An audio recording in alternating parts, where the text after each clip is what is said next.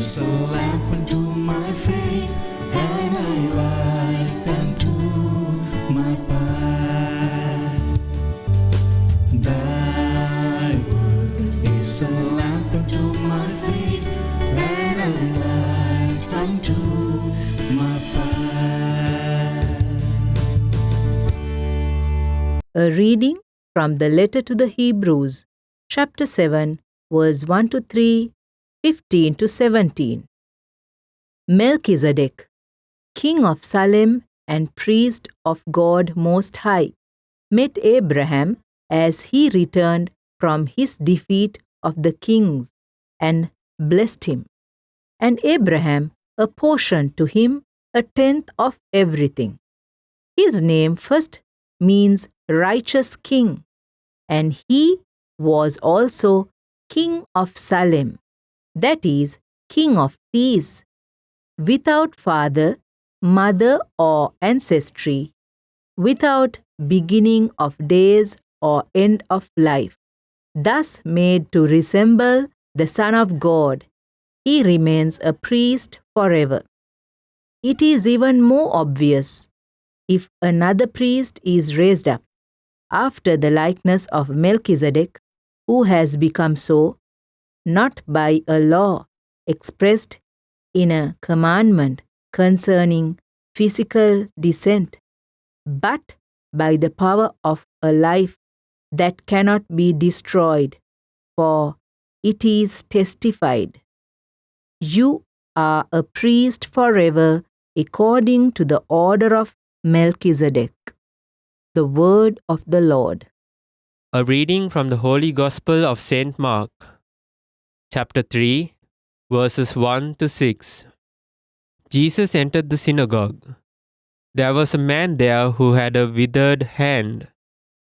They watched Jesus closely to see if he would cure him on the Sabbath, so that they might accuse him. He said to the man with the withered hand, "Come up here before us." Then he said to the Pharisees, "Is it lawful to do good on the Sabbath rather than to do evil? To save life rather than to destroy it?" But they remained silent. Looking around at them with anger and grieved at their hardness of heart, Jesus said to the man, "Stretch out your hand." He stretched it out, and his hand was restored. The Pharisees went out and immediately took counsel with the Herodians against him to put him to death. This is the gospel of the Lord. My dear brothers and sisters in Christ, my dear children and my dear young people, today, Wednesday, 18th of January, 2023, we are in the second week of the ordinary time of the liturgy of the Church. Today also, today marks the beginning of the so-called the week of prayer for Christian unity, or the unity among all Christians. Some event that goes back to the beginning of the 19th century, but which is given much more enthusiasm, value, and credibility after the Second Vatican Council. It is a prayer that lasts for 1 week, from today until the 25th of January, the day of the celebration of the conversion of St. Paul.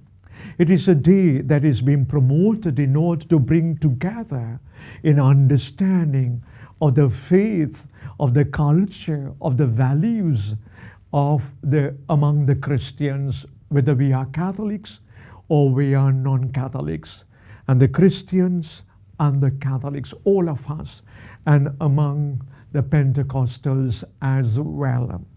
Now, the gospel today from Mark chapter 3, verses 1 to 6, is a moment of another encounter of Jesus with a man with a paralyzed arm.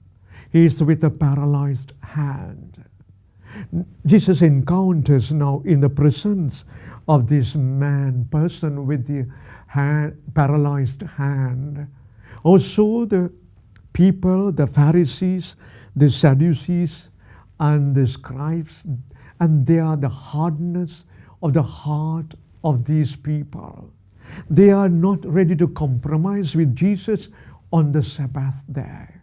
For them, Sabbath is more important than the Lord of the Sabbath because of their ignorance, because of their stubbornness. Pharisees, Sadducees, scribes are certainly deprived of the grace of God because of the hardness of the heart of their life, for their stubbornness and the lack of faith. But while the sick man is desperate, he is seeking the power of Jesus. He wants to be healed. And Jesus asked him, stretch out your hand. I heal you today on this Sabbath day, because I have the power to heal you, whether it is Sabbath or not, because I am the Messiah, the Son of God, the one sent to redeem the humanity from all sickness and all sin.